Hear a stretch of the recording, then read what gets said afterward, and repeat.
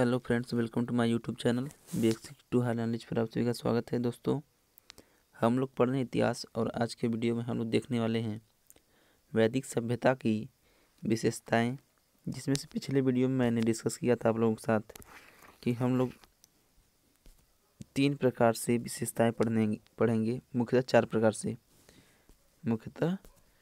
प्रकार से। और वो ये हैं कि पहले हम लोग आर्थिक विशेषता पढ़ेंगे, फिर उसके बाद हम लोग देखेंगे राजनीतिक विशेषता, फिर प्रशासन पे आ जाएंगे हम लोग, फिर सामाजिक विशेषताएं होंगी। ठीक, तो चलिए वीडियो को स्टार्ट करते हैं और आगे चलते हैं बिना लेट के हुए। देखिए, आर्थिक विशेषता की बात करें हम लोग तो वैदिक काल की जो आर्थिक विशेषता है इसकी अगर हम लोग बात करें तो ऋग वैदिक काल जो है इसमें अर्थव्यवस्था जो है मुख्यतः पशुचारण पर आधारित था। मुख्यतः किस पर आधारित था? पशुचारण पर आधारित था। और पशुपालन ही क्या था? मुख्य पेशा था। पशुपालन मुख्य पेशा हुआ करता था। और इस समय कृषि जो था इसका स्थान गौड़ था। कृषि का स्थान भी गौड़ था, यानी कृषि का स्थान दूसरा तीसरा होता था। लेकिन मुख्यतः कौन सा कार्य था? तो पशुपालन का कार्य माना जाता था। और देखिए, पशुचारण का कार्य आपको पता है सर्वाधिक महत्वपूर्ण माना जाता था। और जीवन से संबंधित विभिन्न अभिव्यक्तियों में गायों के माध्यम से व्यक्त किया जाता था। यानी कि जीवन से संबंधित विभिन्न बातें जो होती थी उसे भी गायों के माध्यम से ही व्यक्त की जाती थी। जैसे देखिए, कुछ धनी व्यक्तियों को गोमत कहा जाता था और द्रविड़ और रेवान भी कहते थे। धनी व्यक्तियों को गोमत, जैसे गाय आप देख रहे हैं और गोमत देखिए, लगभग गाय से मैच करता हुआ मिल रहा है कि नहीं, हल्का हल्का। ठीक, उसी प्रकार से युद्ध के लिए बात करें तो गविष्टि, गेसु तथा गव्य 3 वर्ड हैं। गविष्टि, गेसु तथा गव्य, ये भी देखिए गाय से हल्का हल्का मैच कर रहे हैं। और उसी प्रकार राजा को भी क्या बोलते थे? गोपति। तो आप देख रहे हैं ये गाय से लगभग मैच करते करते हैं। इसीलिए बोला जाता है ना कि जीवन से संबंधित अभिव्यक्तियों को गायों के माध्यम से भी व्यक्त की जाती थी। और क्या विशेषताएं हैं? तो इस काल में गाय को पवित्र पशु माना जाता था और उसे अघन्य कहते थे। गाय को क्या बोलते थे? अघन्य बोलते थे। और क्या विशेषताएं थी? तो ऋग्वेद में एक वर्ड मिलता है गोधूली। गोधूली जो शब्द है इसका यूज समय को मापने के लिए किया जाता था। समय को मापने के लिए गोधूली शब्द का यूज किया जाता था। और दूरी को मापने के लिए गव्यतु नाम का वर्ड प्रयोग किया जाता था। दूरी किस वर्ड से प्रयोग किया जाता था? तो गव्यतु नाम के वर्ड से दूरी को मापने के लिए प्रयोग करते थे। और देखिए, इस काल में जो कृषि थी वह द्वितीयक पेशा थी, यानी कि प्राइमरी नहीं बल्कि सेकेंडरी पेशा थी। लेकिन आगे आते आते 1000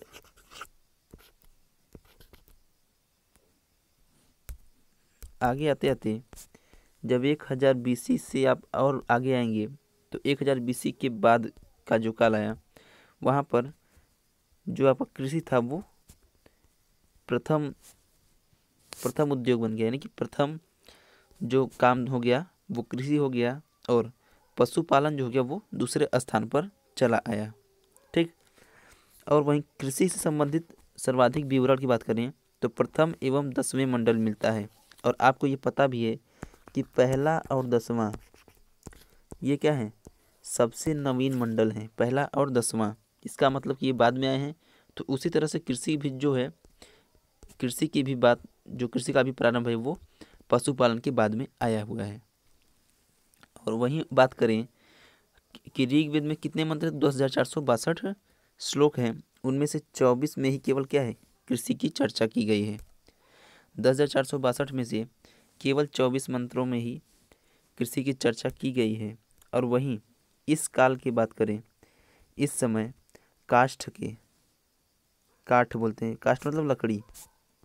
ठीक, काष्ठ मतलब लकड़ी, काष्ठ के हल यानी लकड़ी के हल, फाल, लोहे की फाल तथा बैलों की सहायता से कृषि कार्य किया जाता था। बैलों की सहायता से क्या होता था? कृषि कार्य होता था। और क्या मुख्य विशेषताएं हैं? तो देखिए, ऋग्वेद का जो चौथा मंडल है उसका संपूर्ण मंत्र कृषि कार्यों से ही संबंधित लगभग लगभग मिलता है। और वहीं दो शब्द हमें मिलते हैं कृषि संबंधित, यव तथा धान्य। कौन सा शब्द है? यव है एक, और एक क्या है? धान्य है। जिसमें से यव शब्द का जो प्रयोग है वो जौ के लिए किया जाता है, जौ के लिए हुआ है। और धान्य का शब्द का अर्थ है, जैसे आप सुनते हैं ना धन और धान्य, तो धन का अर्थ है पैसा और धान्य का अर्थ है अनाज।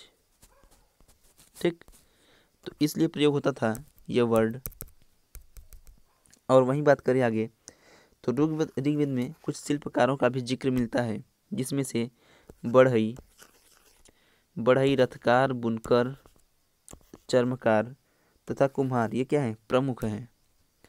ठीक, बढ़ई, रथकार, बुनकर और चर्मकार और कुम्हार, ये कुछ प्रमुख शिल्पकार हैं। और वहीं वैदिक काल में बात करें तो 3 प्रकार के धातुओं का यूज होता था। 3 प्रकार के धातुओं का यूज होता था, जिनमें से सोना, तांबा और कांसा मुख्य हैं। 3 धातु कौन कौन से हैं?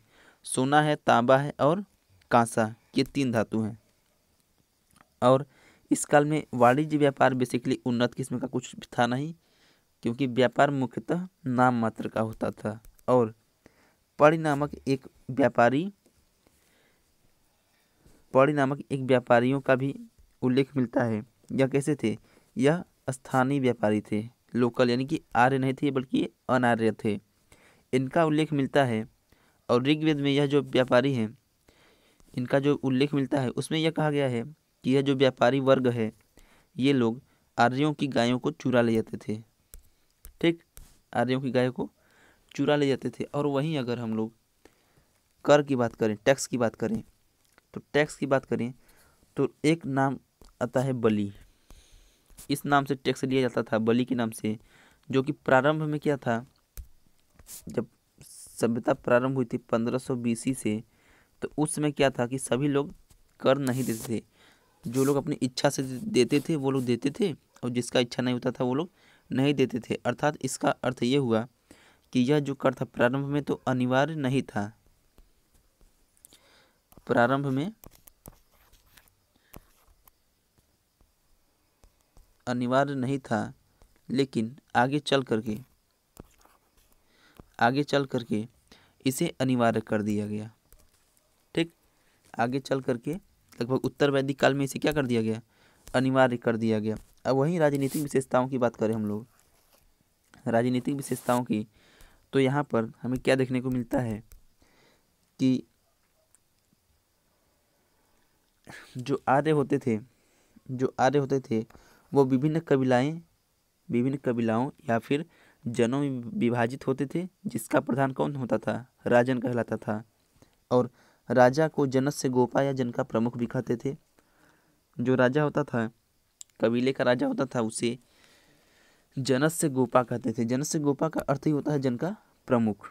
और प्रशासन बेसिकली लोकतांत्रिक ढंग से, जो प्रशासन होता था राजतंत्र होता था, लोकतांत्रिक नहीं, उसमें राजतंत्र ही चलता था। और यह जो राजा का पद होता था वह वंशानुगत होता था। राजा का पद कैसा होता था? वंशानुगत होता था राजा का पद। और क्या मुख्य विशेषताएं थी? तो देखिए, ऋग्वेद के अनुसार एक ऐसा विवरण प्रतीत होता है, ऐसा विवरण हमें एक प्राप्त होता है कि जो समिति एक संगठन है बेसिकली, इसकी भूमिका राजा के निर्वाचन में महत्वपूर्ण थी, क्योंकि यह जो समिति थी राजा के निर्वाचन में महत्वपूर्ण भूमिका अदा करती थी। इसलिए इस समिति को आधुनिक लोकतंत्र की दर्जा दी गई है। इस समिति की तुलना किससे की गई है? आधुनिक लोकतंत्र से इस समिति की तुलना की गई है। और वहीं अगर बात की जाए कि जो राज्य होते थे, प्रारंभ में क्या होता था कि जनता प्रशासन होता था, जनता प्रशासन करते थे, यानी कि इनके शासन का आधार जनता से होता था। बाद में इनका जो क्षेत्र था, राज्य क्षेत्र था, आगे चल कर यह उसे क्षेत्र को मानने लगे। पहले ये लोग अपने जनता को मानते थे, बाद में अपने ये लोग क्षेत्र को मानने लगे कि मेरा इतना क्षेत्र है। पहले क्या होता था कि ये लोग सोचते थे कि मेरा इतना जनता है, मेरे इतने जन हैं, लेकिन बाद में क्या हुआ, क्या होने लगा कि ये लोग बोलने कि मेरे इतने क्षेत्र हैं, यहाँ से यहाँ तक क्षेत्र मेरा है। ठीक, और देखिए, और वहीं हम लोग बात करते हैं कि राजा के देखिए इस काल में दो मुख्य कर्तव्य माने जाते थे। पहला क्या था कि युद्ध में अपने कबीले का नेतृत्व करना, और दूसरा क्या था कि अपने कबीले की रक्षा करना, आक्रमण के समय अपने कबीले की रक्षा करना। और प्रथम क्या था कि युद्ध के समय अपने कबीले का नेतृत्व करना। ठीक, और वहीं आगे हम लोग बात करते हैं कि इस काल में कुछ कबीलाएं संस्थाएं थी जो कार्य में थी, यानी जो कार्य कर रही थी, जिससे कि एक सभा थी, समिति थी, विदत था और गढ़ होता था। ये चार प्रमुख क्या है, ये चार प्रमुख क्या है, सभाएं हैं, यानी कि श्रेणियां हैं। श्रेणियां मतलब ग्रुप, आप समझ सकते हैं, ग्रुप थे। ठीक, श्रेणी नहीं बल्कि ग्रुप। सभा जो होता था यह पढ़े लिखे और वरिष्ठ जनों का परिषद होता था। इसकी तुलना वर्तमान राज्यसभा, जैसे आपको पता है कि राज्यसभा में क्या है, बड़े हाई फाई लोग और माने जाने लोग पहुंचते हैं।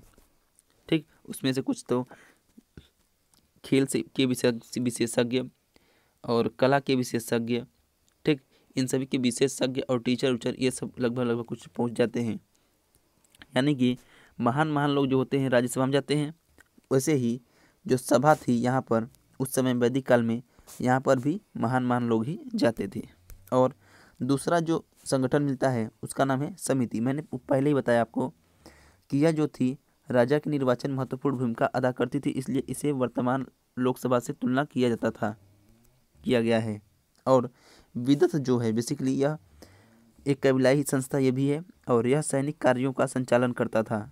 और एक गढ़ है, गढ़ नामक जो संस्था था, यह भी सैनिक से संबंधित कार्यों को ही देखभाल करता था। ठीक हो गया। और देखिए आगे प्रमुख विशेषताओं की बात करते हैं कि प्रशासन कैसा चलता था। प्रशासन कैसा चलता था, ठीक, तो देखिए प्रशासन की अगर बात करें तो मुख्यतः हमें दो ही बातें देखने को मिलती है। प्रशासन जो होता था उसकी छोटी इकाई एक होती थी। ठीक, तो सबसे जो छोटी इकाई होती थी क्या बोलते थे उसको, गढ़ बोलते थे।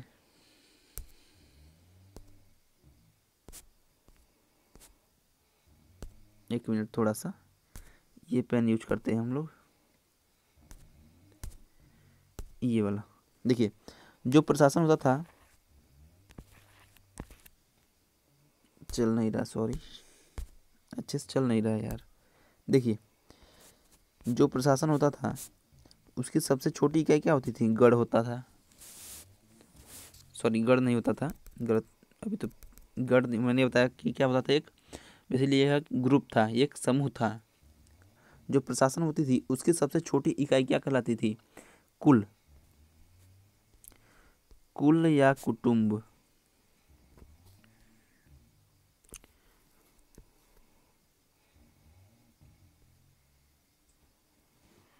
कुल या कुटुंब,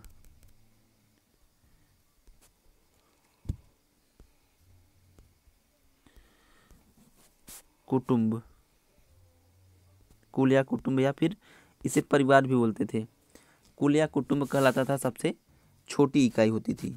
ये क्या होती थी, सबसे छोटी। फिर इससे ऊंचा क्या होता था, तो इससे ऊंचा आपका ग्राम आता था। फिर इससे ऊंचा क्या होता था, तो इससे ऊंचा आपका विश्व होता था। और इससे ऊंचा क्या होता था, जन होता था, जन होता था। ठीक, अभी देखिए आप, जो जन है आपका, जन है बेसिकली प्रारंभ में क्या था, मैंने बताया था आपको, प्रारंभ में जो शासन होता था जन को आधार मानकर किया जाता था, लेकिन आगे चलते चलते क्षेत्र को आधार मान लिया गया। तो यही जन जो था बेसिकली जनपद में कन्वर्ट हो गया। किसमें, जनपद में कन्वर्ट हो गया।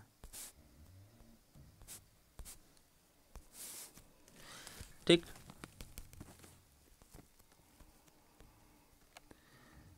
जनपद में कन्वर्ट हो गया आपका क्या, जन जो था जनपद में कन्वर्ट हो गया। और वहीं जन का प्रमुख बात करें कि जन का प्रमुख कौन होता था, तो मैंने पहले ही बताया राजा होगा, तो राजा क्या बोलते थे वैदिक काल में, तो जनस्य गोपा, जनस्य गोपा। ठीक।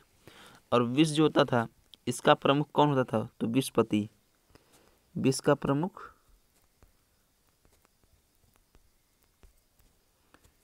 विषपति। और देखिए ये जो विष है आपका ग्राम, कई ग्रामों को मिलाकर बनता था और कई विषों को मिलाकर बन जाते थे जन। तो ग्राम, कई ग्रामों को मिलाने पे विष बनता था और कई कुलों को मिलाकर के क्या बनता था, ग्राम। ग्राम का जो मुखिया होता था उसे ग्रामणी बोलते थे। क्या बोलते थे, ग्रामणी बोलते थे। और वहीं कुल का प्रधान की बात करें, कुल के मुखिया की बात करें तो इसे कुलपति या कुलक बोलते थे। कुलपति मैं लिख दे रहा हूँ। ठीक। क्या बोलते थे इसे, कुलपति बोलते थे। प्रशासन इन 4 चरणों में होता था, जिसमें सबसे निचला कौन होता था, कुल या कुटुंब या परिवार होता था। और कई कुलों को मिलाकर क्या बनता था, ग्राम बनता था। और कई ग्रामों को मिलाकर के एक विष बनता था। और कई विषयों को मिलाकर एक जन बनता था या फिर एक जनपद बनता था। हो गया। आप समझ पा रहे हैं कि यही जो जनपद बन रहा है अभी, यही जनपद जब आगे चलकर 600 ईसा पूर्व के बाद आते आते काफ़ी बड़े स्वरूप में हो जाता है, तो इसी जनपदों को बड़ा हो जाने के कारण क्या महाजनपद की संज्ञा दी जाती है। ठीक। जिससे कि हम लोग आगे आर्य सभ्यता को छोड़कर, वैदिक सभ्यता को छोड़कर महाजनपद की ओर चल पड़ते हैं।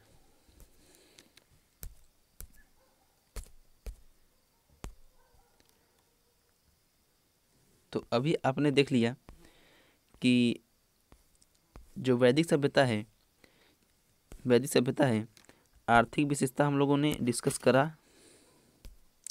आर्थिक विशेषता हम लोगों ने डिस्कस कर लिया। ठीक। और राजनीतिक विशेषता भी हम लोगों ने डिस्कस कर लिया और प्रशासनिक विशेषता भी मैंने आपको बता दिया। बाकी अगर कुछ छूटता है तो एक अलग वीडियो में आपको बताऊंगा।